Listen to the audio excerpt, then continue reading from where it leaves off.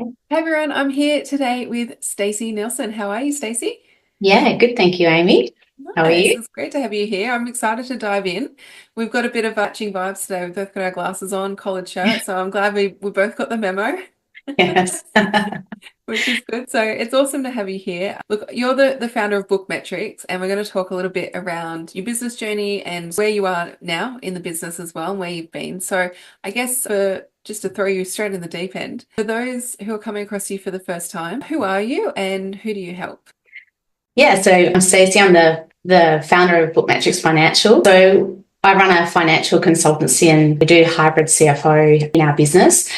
So we're really about helping business owners kind of scale smarter opposed to just scaling for growth and trying to and scale quickly. We're all about spending a lot of time with business owners who can get the financial stability right in the first instance and really navigating the financial complexities and make better financial decisions at the get-go so then they can scale really strategically, I suppose.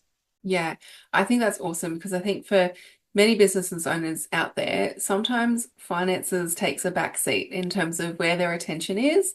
And it's so crucial in the business. Like if you're not on top of your financials, you tend to not have a business. And so I think the work that you do is super important. And, for the business owners that you work with, what do you find are like some of the things that hold them back in their business when it comes to their finances? So what I found working with, CEOs and business leaders is they're juggling multiple responsibilities. They face a lot of high pressure decisions and a lot of things end up directly on their shoulders. Yeah. So, it's really hard for them to juggle team and, going through financial reports, and a lot of the time, going through a financial report and understanding what they're looking at in terms of what their goals are, Yeah. there can be a very big mismatch between the two. So Yeah. we're all about coming in and kind of giving them that financial clarity, giving them some strategy, getting them to understand what they're actually looking at and how to look at things so then they can reach those goals, and just alleviating any stress around those financial reports. Yeah, I love that. I, for one, don't consider myself to be a numbers person, Stacey. So I don't know if that's a common trait with some of the businesses you work with. But I think, as I said, finances is such an important piece. And I think sometimes we have so many things going on, as you've identified, and you're wearing all the hats and you're focused on getting clients, and you're focused on delivering to your clients, and all sorts of things happen. And the worst thing you can do is kind of get to the end of the financial year and go, how did I do? Did I make profit or not? Like, what are my expenses looking like? It's like, oh, if you're there, you're in a bit of trouble. So I love that, you take a proactive approach to that and just making sure that people are educated around their metrics and their finances and, so they have a real handle on the business and they feel a little bit more in control of it as well, rather than feeling like your finances are like this thing that you kind of know is there, but whether it's good, bad, or ugly, you're not sort of diving into it. Yeah, exactly. And that's what we're all about at Metrics. We're really focused on educating the business owner. That is one of our business morals. And, Yeah. from education, then there's growth, there's peace of mind, there's understood strategy for the business owner. Yeah. Yeah. I love that. And for you in business, Stacey, like how did you get started in the business? And I guess where did the passion come from finances, and how did you kind of land into the work that you're doing now? Yeah, well, I started in, financial bookkeeping and become a BAS agent over a decade ago now. And in my career, I worked alongside CEOs and business leaders, and I was able to form really close relationships with those business leaders that I worked with. And it came pretty obvious to me that, it does get lonely at the top. And sometimes there's even directors that are on the board. There are conversations that they want to have without having to have that with the board, and just getting an understanding of where they are. So a lot of the time I found myself as a bit of a sounding board. And that was really the base of why I started my business, because it was an enlightening kind of realization that I could have this relationship with multiple business owners. They might not so much need guidance, but they're just looking for someone who has the same idea of what the end game is for them, able to streamline their financial processes, give them some sort of clarity in that aspect, and just hear what they're saying, and then being able to strategically put some steps in place for them to get there. Hmm. But yeah, there was just a big gap between, business leaders that are struggling with financial clarity and you know the overwhelming stress that comes with that, and Yeah. that really is what led me to starting Bookmetrics Financial. Yeah, I love that because, there is a lot of pressure in business, especially when you've got a team, you've got to pay payroll, you're looking after people. And so there's a lot of responsibility that falls on your shoulders to make sure Yeah, that everything is in order financially to make sure that the business can even survive and yeah, operate. And as you say, like get to that next level and really start to grow and scale and do that in a strategic way as well, rather than feeling like you're reacting all the time. Like getting in that proactive space is really important. So I love that exactly. you've created that safe space as well, because I think for many business owners, whether you've had different experiences around finances, money, or like your skills or experience in that area, it can be quite a sensitive topic, I think, to talk about as well. It's almost like you're, revealing behind the scenes of the business. And so some people are not as comfortable to do that. And so I love that you've, really created that space. And I know the clients that you work with are super comfortable, sharing everything with you and you're able to go in and support them with that. So that's awesome. Yeah, that's right. And you've hit the nail on the head there with, getting business owners to go from a stressed and reactive state to Mm. just being strategic and in control. Yeah. Yeah, Yeah. I love that. And so for you in the business and like getting things started, how did that go for you? Like I know you've been in business for a few years now, but thinking back to sort of that first 12 months and then sort of growing the business as well, what were the kind of main things that you were really focused on in terms of, the growth that you wanted, the vision that you had for the business, and maybe even the kind of clients that you were working with? Yeah, so it's really important for me to be connecting with the right business owners. And that's where, meeting you and coming into LinkedIn is such a great platform to be able to do that, is because I'm able to speak directly to CEOs or business leaders in companies, which you wouldn't necessarily get to do that. And being able to kind of come in and have a business leader read my LinkedIn, like think, okay, can I place this person in somewhere where I need them to be? Yeah, I think it was quite pivotal moment for me to come onto the platform and really have it set up the way that you helped me set it up, because there is definitely a gap I find with business leaders and CEOs is they might have, one or two people in their bookkeeping or accounting department, but sometimes they're missing a piece. They're missing the person who's in between the answers that they need and the person sitting in the chair in the office, but talking directly to the CEO and saying, hey, what do you need? Let's talk strategically Mm. around how you're not getting that information. You go a little bit more in detail about what's going on in the business opposed to just in the accounting department. So being able to get in front of those business leaders that they might not necessarily think that they need someone like us, but once we talk to those business owners and they understand what it is that we can do, they're like, okay, I wish I found you earlier. Yeah, yeah, absolutely. And I think that's a really like big distinction that you brought up there as well, is that I think for many business owners, they're like, well, I have an accountant or I have a bookkeeper, like I'm good, my finances are done. And it's like, no, there's another layer to it. And there's the strategy around it, like you said, and the forecasting and all the things that happen. So, for business owners out there, when is the right stage to start thinking about someone like yourself coming in? Maybe they've got a bookkeeper or an accountant, maybe they don't, maybe they've just been doing things themselves. Like, Well, I think anyone that's running a business that doesn't understand the reporting that they're getting, or they're asking more questions than they probably need to be, asking your bookkeeper 100 questions on the profit and loss. mm, There's a way to alleviate that stress for you, and you can make clear, quick decisions for your yeah, business yeah. without having to go back and forth. Mm. I love that. And if I think about, some of the businesses I work with as well around growing team and, they're starting to really think about scaling and growing. And often one of the things that you hear all the time is, well, I can't afford to add more team members, or I can't afford to do this. Or, when you actually look at some of the numbers, they really can, but they just don't know. Or if they can't in that moment, then there's a plan that you can put in place to actually make sure you can bring in the right people at the right time. So, I think that's great. If you're asking too many questions, with your bookkeeper, then there's probably some insights there to be learned about your finances and reporting. In the long term, you're going to be more profitable by doing that. Yeah, yeah, I love that. And I think, you mentioned LinkedIn a little bit there as well. So just to, I guess, shift gears and talk a little bit around like your growth journey in the business as well. When it Yeah. comes to like getting onto LinkedIn, like how did you know it was the right time in your business to start exploring like new marketing, like the same way your clients kind of identify, I've got this new thing that I need to dive into in terms of finances. How did you know it was the right time for you to put some energy into the marketing side of things?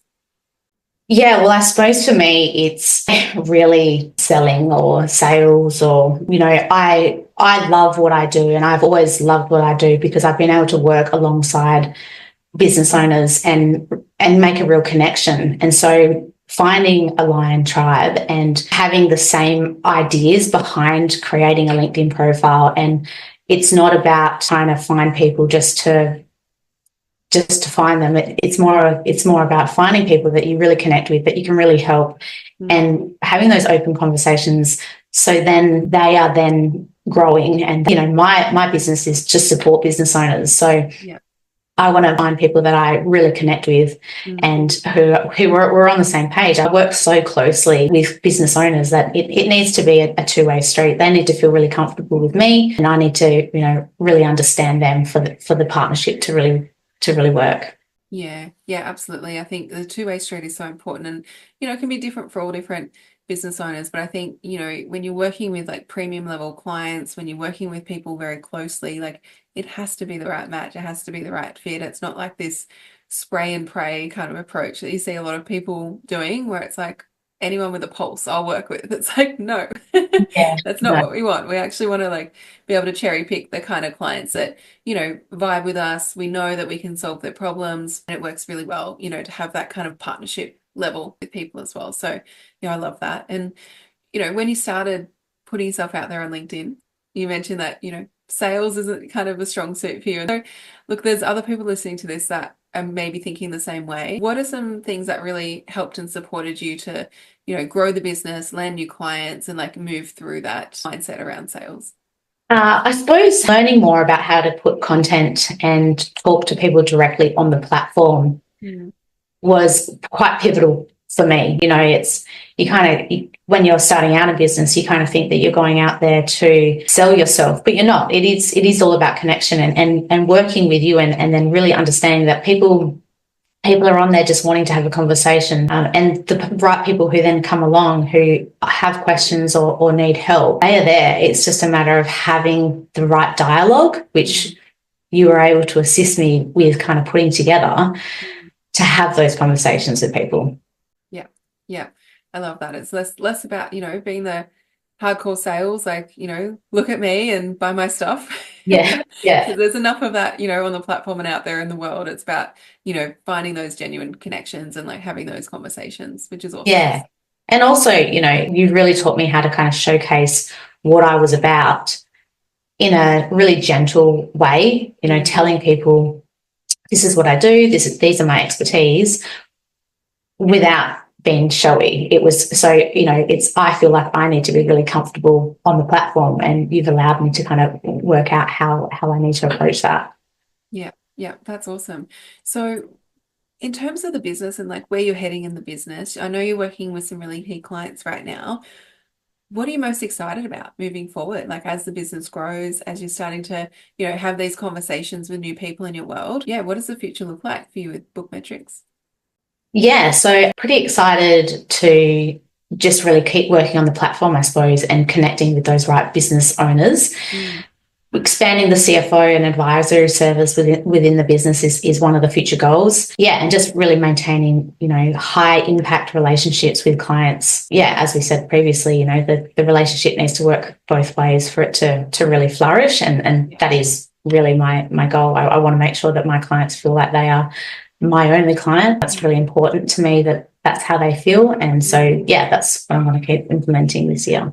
Yeah, yeah, fantastic. And I love seeing your content pop up as well. I think you do a really good job of, showcasing your experience, your knowledge, your skills, all of the things, but doing it in a way that it is a fit with you and a fit with your brand and things like that as well. And Yeah. like we say, it has to feel aligned and authentic with you. It's not trying to be someone that you're not. It's actually just saying, okay, what are the pieces of the puzzle here that fit for me, fit for the clients that I'm wanting to attract, and execute on that. So yeah, I love seeing your content popping up, and like I love seeing that you're active on the platform after going from like not really posting a lot to now out there. How's that been for your like confidence and the, conversations and people in your network? Have people kind of noticed since you've been a little bit more active? Yeah, like I feel in myself just completely confident overall. Not only am I on the LinkedIn platform, I also do, outdoor networking with groups and things like that. In the And real it's world. just given me, Imagine that. yeah, I know when you first met, you were probably like, oh no, she's not going to do it. But yeah, I've been able to really, build my presence and attract the right people to talk to, and yeah, just an overall more confident person about talking about my business in the way that feels really natural to me. Mm, mm. Yeah, yeah, I love that. And look, because I know you well, I know you're a mum, I know you're juggling all the things, you're in business. Like, what works for you in terms of like managing the business, managing your family life, and like obviously, the work that you do with your clients, like you said, you want them to feel really seen and heard, like they're your only client. So, when that is reliant on you, what works for you in terms of getting the right balance for you? Well, to be honest, it's a constant juggling act. Yeah. But yeah, if I'm ever completely overwhelmed, it's just putting everything in a calendar, writing it down. List making is, a thing that I do a lot. And that goes for everything, house admin, mother admin, and also work admin. Yeah, I love that. I think there's, particularly in the season of life with young kids, I know from experience now, there's no real balance. It's just a juggle, and you make it all work, and That's right. somehow everyone on the surface, everything looks good. So Yeah, yeah. And I've definitely, become a lot better at being organized now I'm a mother. It's, you have to be so diligent and so organized in everything. And it's probably, being a CFO and a bookkeeper, I didn't realize at the time that it was all really building me up for that, having things, documented and having a procedure, a process against things. It kind of has helped in, running a household and being a mother also, because Mhm. you have to be so organized for things to just flow. Yeah. Yeah, I love that. So you kind of think nothing's connected, and then when you're actually doing things, you're like, oh, actually, that skill is quite transferable across to here Yeah, and yeah, back and forth from the business. So that's really cool. Awesome. And there will be people listening to this who are either hiding away, not showing up on LinkedIn, not sure how to do it, what to do, all the rest of it, maybe feeling like they might be judged or feeling a little bit scared about putting themselves out there on the platform. And I'd love to hear, like, just from your experience of like having done it, putting out content, having those conversations and attracting the right clients, what would be your advice to them? I suppose, what is it that you want other people to receive from you? So for me, my business is all about educating businesses and allowing them to have growth. So my posts and my content are a lot around education. And I completely understand that I don't maybe sometimes get a lot of traction on cash flow or budgeting, things Hmm. like that, because it can be a taboo subject for business owners to talk about. But as long as someone's reading it and they're finding value in it, and I feel like it's able to get out there and people are learning from it, that's a win for me. Yeah, yeah. And I think you bring up a really valid point, Stacey, because a lot of people can kind of look at their content and go, oh, I've got 2 likes. Oh, this sucks. Maybe I should give up. Maybe I should just like pack it all in, hide under the doona. But when you're actually working with your market and you know your market really well, like you do, there are certain things that they need to be said, on the platform. They need to know that you can talk about them and you've got experience in that sector. But like you said, when it comes to like cash flow and finance, your market isn't going to publicly declare that they're having a cash flow issue, or they're not going to publicly sort of share their financials with you on Yeah. LinkedIn. And so because you know your market so well, like you're able to have those conversations a lot of the time behind the scenes on LinkedIn as Mm. well as the engagement. So I think I just wanted to bring that up because I think it's really important for anyone that is a little bit disheartened sometimes by the engagement of just their likes and the comments that they have on their profile. Like a lot of the work on LinkedIn happens behind the scenes, and a lot Yeah, of that's people very can true. have on face value, you don't have to have 1,000 likes on a piece of content for it to have an impact on your market and for Oh it to yeah. grow. People are watching. I am Yeah, definitely proof of that, that people are watching and they're seeing you yeah, post and, yeah. really, in the end, people connect via DM or a phone call. Yeah, absolutely. So, I mean, you had that experience of people coming through just after you posted, they kind of mentioned the post, or how did that happen for you in a couple of examples? Oh, multiple examples. Yeah, I've had clients reach out to me. They've seen me on LinkedIn. They've then just sent me a DM saying, "Hey, do you do this?" I've had my own clients not like my content, and then I catch up with them in a meeting and they say, "Oh, I really love that post that you did the other day." And I thought, why didn't you like it? yeah, But they saw it and they found value in it. And that's the reward for me. And that's why I keep posting content.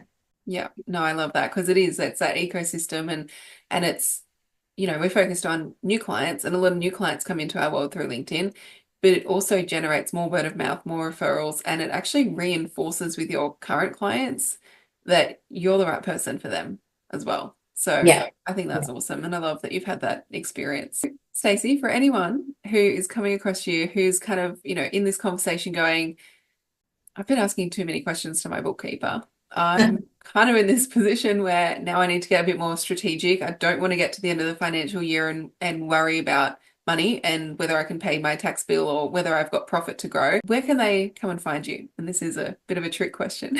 Yeah, well, LinkedIn, obviously. Yeah, we've also got a website and you can always contact me via email as well. So Bookmetrics FS for financialsolutions.com Mhm. and the email is contact@bookmetricsfs.com. Yeah, awesome. Well, thanks so much, Stacey. I really loved sort of diving into a bit of your journey since putting yourself out there on LinkedIn has been awesome for you in the business and getting the clients that you want to work with as well. And I know that you are so involved in the clients that you work with and you're on a mission to help them grow. And I just think that's awesome. So really, really glad to dive into this today. And thanks so much for your time. Thanks, Amy.